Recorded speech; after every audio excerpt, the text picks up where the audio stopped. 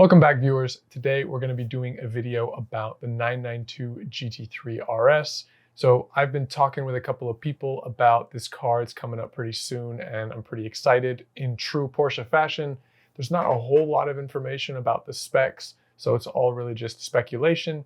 So I thought I would take part and put up my own speculation about what the performance of this new RS is going to be like. So before I jump into that, if you could like, subscribe, leave me a comment, show support for the channel, that would be very much appreciated. It's kind of shows me what you like and what you don't like, so I can continue to make good content for you on the Car Cave. So that being said, we'll jump into the performance figures on this new GT3 RS, or at least my predictions for it. And I'm going to put this prediction together based on a couple of different criteria: horsepower, torque, 0 to 60 times, the weight, and the Nürburgring lap times. So I went back and I looked at the 991.1, 991.2, and the 992 generation of the GT3, as well as the 0.1 and 0.2 generation of the GT3 RS. And I used the performance figures of all 5 of those generations of 911 to put together my predictions. And I have them all on a little nerdy spreadsheet that I'll show up on the screen right now. Feel free to pause it if you want to just look through and digest the information. Otherwise, I'm going to go through it really rather quickly and justify my prediction. So if we jump right into this, give you a basic breakdown of how I put this information together. We've got the 0.1, 0.2, and the 992 generations. The yellow is for all the GT3s, and the blue is for the GT3 RSs. So take your time to kind of look through this if you want to pause the video and really absorb all of this information. But just looking through this, I decided that the new RS obviously would have to be faster than the GT3, but by how much? So I took sort of an average over these different criteria and decided that the horsepower for the 992 GT3 RS would be about 4% higher than the GT3. So that's about 22 horsepower more, giving it a grand total of 525. That's an average percent increase of horsepower over the last 2 generations. For torque, I kind of followed the same thing. For the 0.1, it was 6%, 0.2, it was 4%. I went a bit more on the conservative side. At 4% increase, we're looking at about 361 foot-pounds of torque. The weight, surprisingly, for the RS, I would have anticipated it to be a lot lighter, but my research showed that it was pretty close to the same weight as the GT3.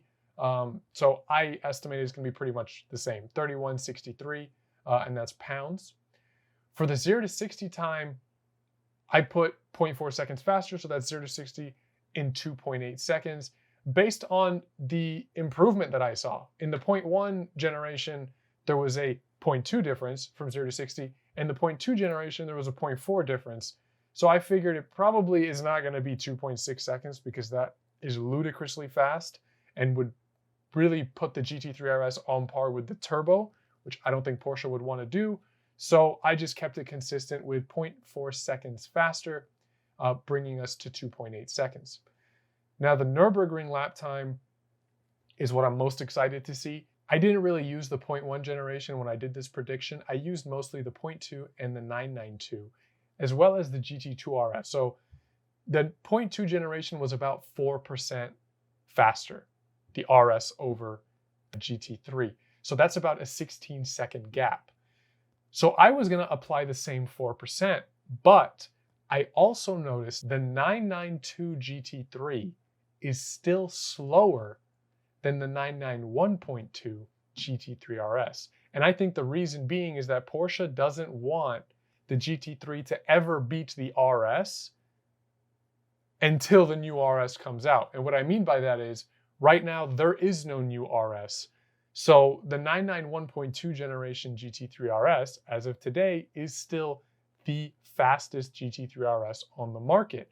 They don't want that to be beat by a GT3, so they intentionally made the GT3 a little bit slower, about 3 seconds slower. So using that logic, I figured that they probably don't want the GT3 RS, the 992 generation, to be faster than the outgoing GT2 RS, at least until a new 992 GT2 RS comes out. So the GT2 RS did a 6-minute 43.3 lap time around the Nürburgring.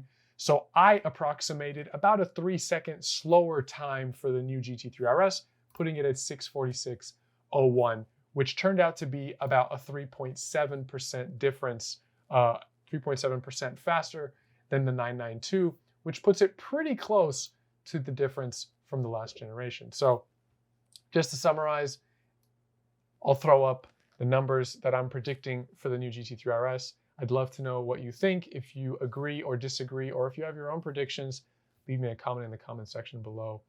So thanks so much for watching and supporting the channel, and look forward to seeing you guys in the next video. Take care.